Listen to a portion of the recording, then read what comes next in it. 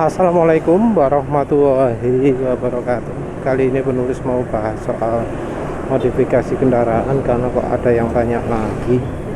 Yang namanya modifikasi CVT itu ya jelas ya, jangan jadikan modifikasi yang pertama. Jadi modifikasi CVT itu adalah modifikasi terakhir.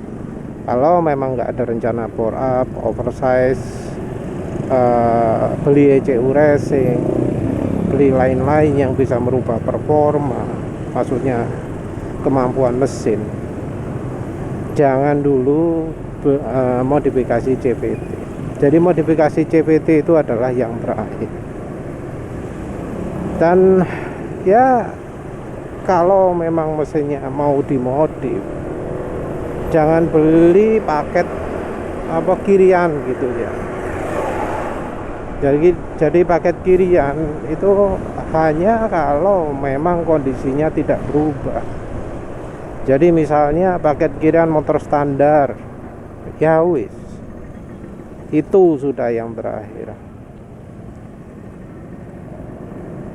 Jangan harap modifikasi kirian ini memberikan sesuatu yang lebih ya.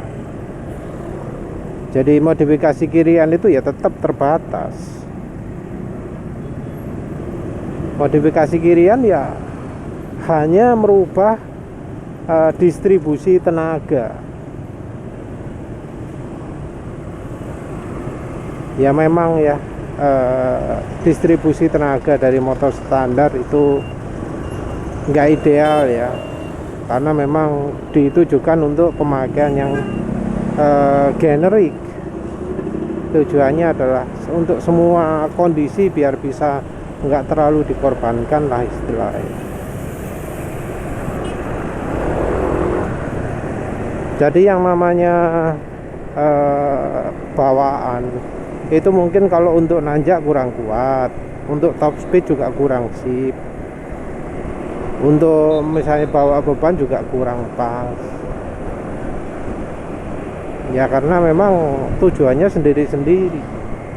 Kalau butuhnya untuk ngebut merunduk ya beda lagi lah kebutuhannya, pemakaiannya.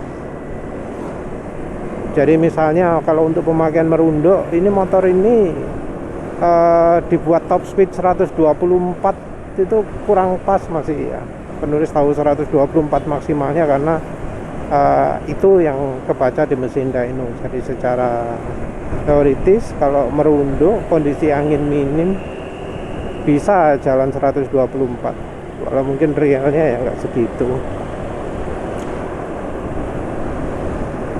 Untuk meningkatkan top speed ya ada sih opsi lain selain dari modif kirian, yaitu modif rasio gigi belakang. Kalau untuk NMAX ini ada opsinya, jadi kita bisa merubah rasio gigi belakang. Namun tentu kalau merubah rasio gigi belakang harus mengorbankan salah satu. Mau mengorbankan top speed apa mau mengorbankan akselerasi. Tapi jarang ya rasanya orang itu butuh top speed itu dengan mengganti rasio gigi belakang.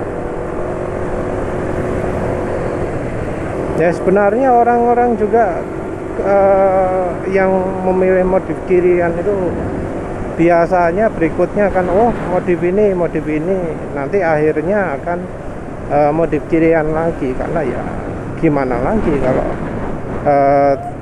profil tenaga berubah ya pasti modif kiriannya akan berubah. Jadi mungkin banyak yang menganggap modif kirian itu murah. Enggak ya, modif kirian itu jangan dibilang murah. Karena apa? Karena kadang orang itu nggak pas gitu loh. Pengen dapat yang ini ternyata mengorbankan ini. Ya, biasanya mengorbankan top speed, tarikan atas jadi kurang atau tarikan bawahnya jadi kurang gitu ya. Karena memang yang lebih dulu itu harusnya yang dirubah adalah performa mesinnya. Merubah performa mesin ini juga macam-macam levelnya. Kalau ingin mulai dari yang level paling ringan lah, open looper ngerubah setelan irit boros. Jadi dengan merubah setelan lebih boros, tenaga jadi lebih keluar, karena ya memang kebanyakan setelan pabrikan itu disetel irit. Tentu ini kecuali motor Honda ya. Jadi motor Honda itu kalau sudah berumur, sudah tua motornya, itu biasanya makin boros. Biasanya ini karena sensor oksigen rusak, terus makin boros, saking borosnya sampai berebet. Motor di rumah belum sampai taraf berebet ya, tapi jelas sudah lebih boros.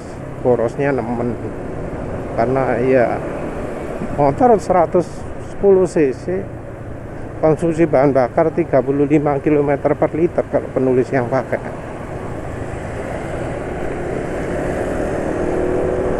Jadi anggap aja beli bensin 10.000,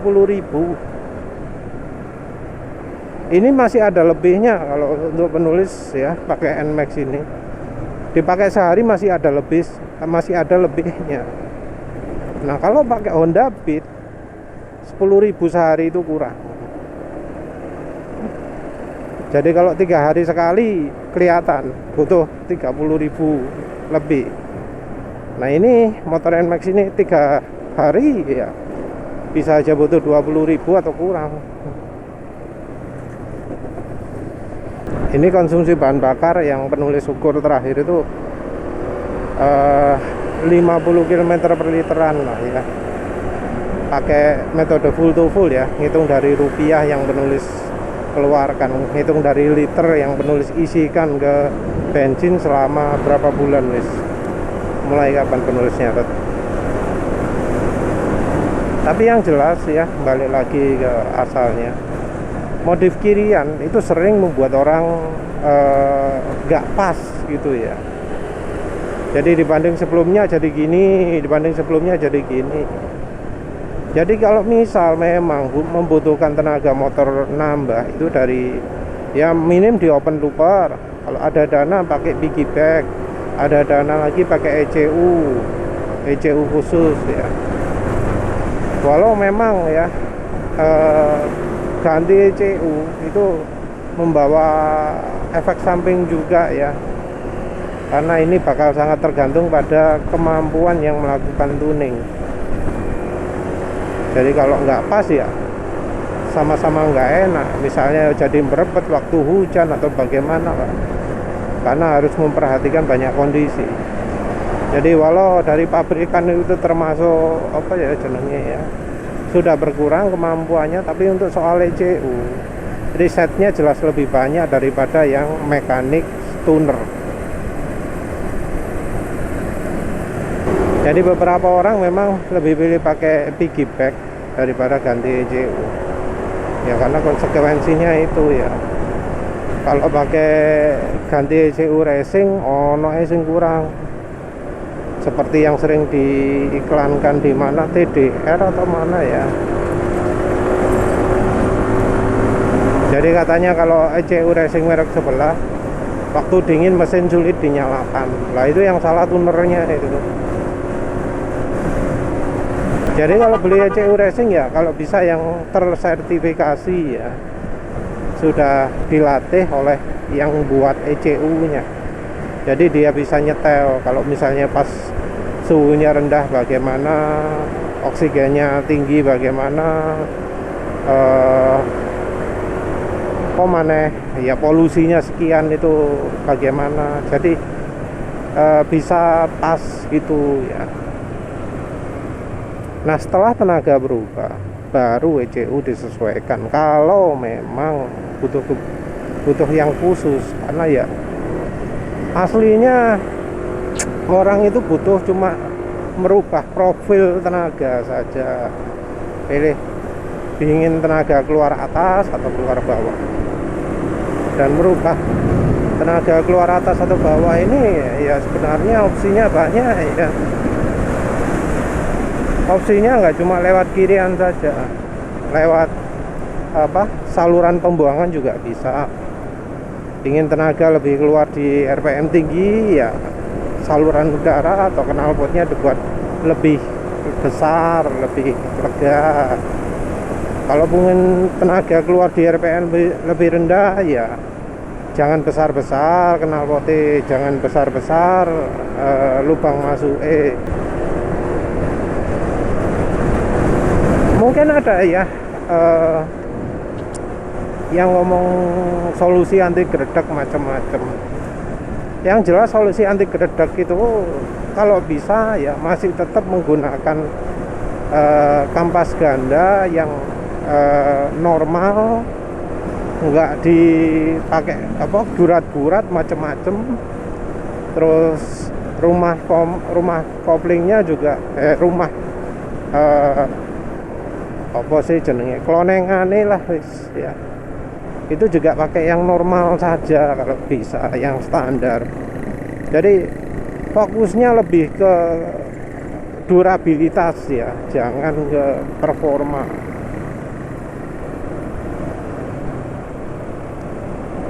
Jadi utamakan durabilitas, jangan sampai beli yang durabilitasnya kurang kuat, karena resikonya besar. Dan main CVT juga jelas jangan sembarangan milih mekanik untuk masangnya. Kalau masang sendiri juga harus perhatikan betul ya. Misalnya masangnya pakai berapa torsinya, pakai kunci yang bisa diatur torsinya ya. Karena sering yang masalah itu kalau untuk CVT itu adalah pemasangan klonengannya yang entah terlalu kuat atau kurang kuat. Jadi kalau kurang kuat bisa lepas, kalau terlalu kuat bisa dol. Nah, kalau sudah dol repot. Penggunaan rumah kopling yang modifikasi itu juga seringnya membawa bahaya ya. Jadi bisa terjadi resiko pecah misalnya. Jadi rumah koplingnya ketika sedang dipakai mendadak pecah. Nah, kalau sudah pecah gini resiko ya, karena biasanya karena sedang berputar kencang itu momentumnya sangat kuat sekali, sehingga pecahan logamnya bisa menembus tutup crankcase yang bisa menembus lain-lain juga. Jadi ada cerita yang ya sangat mengerikan lah seputar modifikasi CVT itu. Modifikasi CVT juga utamakan reliabilitas ya, karena ya jangan sampai modifikasi CVT malah bikin penyakit. Contoh juga sliding roller ya, buatannya Dr. Puli. Itu kan ya ada masalah kalau misalnya dipakai mengerem mendadak, rollernya jadi kebalik, jadi pindah posisi ya. Karena sudah paten ya wis gak iso model ya nih, makanya jadi muncul yang namanya flying roller ya. Kayak ini sopo yang merupakan kompetitor yang dilengkapi sirip sehingga nggak mudah kebalik. Untuk PRCVT juga gitu, harus cari jangan yang sampai terlalu lembek lah, karena terlalu lembek itu nggak bagus juga. Terlalu kuat juga ya efeknya malah gereng ya, malah nggak bisa lari motornya, gereng tok tapi nggak naik kecepatannya. Ya masalahnya itu sih ya, modifikasi kirian itu sering membawa kekecewaan sehingga akhirnya ditukar, dibongkar.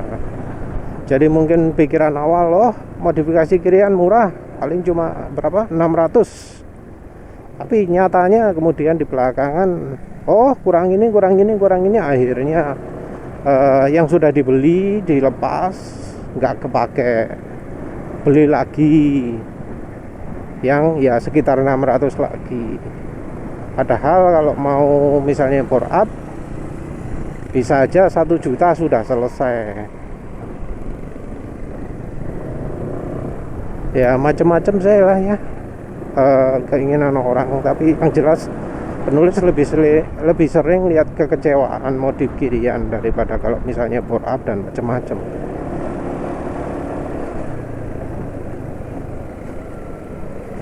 Kalau bore up, ada rencana bore up sekalian sama ECU-nya ya, atau piggyback-nya. Ya setelah itu saja. Terima kasih sudah menonton. Assalamualaikum warahmatullahi wabarakatuh.